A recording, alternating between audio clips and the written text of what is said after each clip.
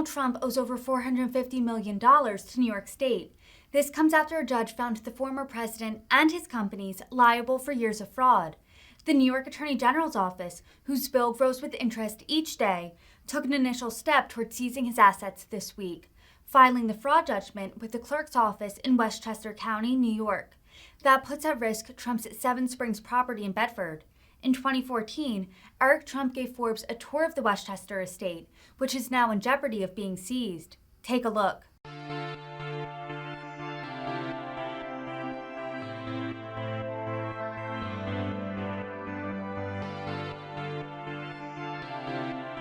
This property was originally built in 1919 by Eugene Myers. Obviously, Eugene Myers was on the board of the Federal Reserve. He owned the Washington Post. He was one of the wealthiest people in the world at the time, and really he wanted to have the most opulent house in the world, and it's really what he created here. And how did your family end up with the property? What's the story? Well, the story was that after the Myers had the family, they gave it to Yale University in trust. Yale University transferred it over to Rockefeller University, and we actually bought the property off of Rockefeller University. So, one of the things my father has been amazing at is buying incredible houses, really, one of a kind and unparalleled. The level of wealth of those people, who built those houses was second to none, and they really spared no expense, and he always went after those properties. They were always very lucky to him. They always attracted him as a builder. He was always mesmerized by them. And how much time did you spend here growing up? Well, we first bought the property in 96. I was about 12, 13 years old at the time, and really my brother and I, and my father during the summers would always put us to work, and we were literally riding mowers around. We were mowing all the fields, we were cutting down trees, and it was probably the best experience of my life in that it was kind of the first lessons about development from my father. It really kind of taught me the building blocks of what we do every single day, what my job is today.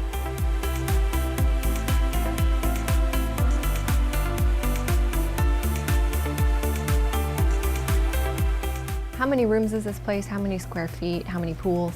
Well, there's 3 pools, great outdoor pool house, but there's 60 rooms in this house. There's 15 bedrooms. There's 2 servants' quarters, literally wings that go off the house that they originally built. The library that we're in right now, as a guy who builds for a living, the casework, the trim, the molding, the plaster molding, the ceilings, etc. Just the level of finish. And I could walk around the house for, days and just be enamored almost by the details. If you look at the indoor pool, there is no nicer marble job in the world. Even the heating vents are recessed under 3 inches of marble with small little slits cut out of them to allow the heat through. Just a level of detail that you can never replicate again. Every room in this property, every room in this house is exceptional. He had an unlimited budget. There's probably no question that he exceeded it. You could never build a house like this today. But when you walk through, just the details you pick up, it's a very special place.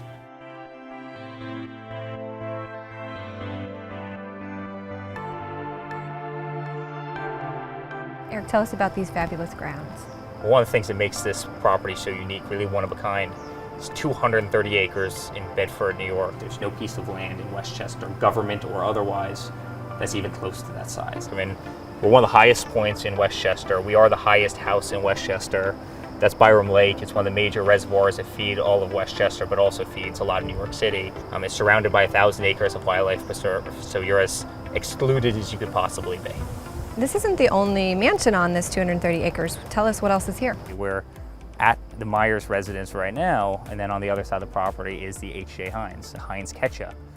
Him and Myers, they were very good friends. They wanted to live right next to each other, so they built houses really at the same time. 2 amazing entrepreneurs, 2 amazing families that really changed in a big way the legacy of the United States, of corporate America. And when the property was combined and ultimately given to Yale University, it was one property. It went over as one property. And you're building, right, on part of that 230, or is that outside of the 230? Well, in true Trump fashion, we're always building. We're always renovating, and this house is something that's very special to us. So we put a lot of time and a lot of work into making it the best. It always was the best, and then we've really put the Trump touch on it. And we have approvals to build 14 houses. Whether we actually build those 14 houses is another story. But they'll each be on roughly 20 acres of land.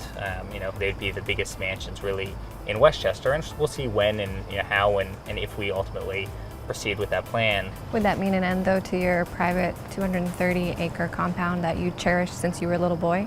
Well, it could, but who knows whether we'll do it and when we'll do it, and it's nice to have the ability to do things, but this is a place that's really special to myself, it's really special to my brother, my father, really the whole family. I mean, this is really our compound, and I've spent so much of my life here, and I've spent so much time learning the art of, the deal here on this property, and it's a special place for me, and one that I'll always remember, and one that I'll always be very close to.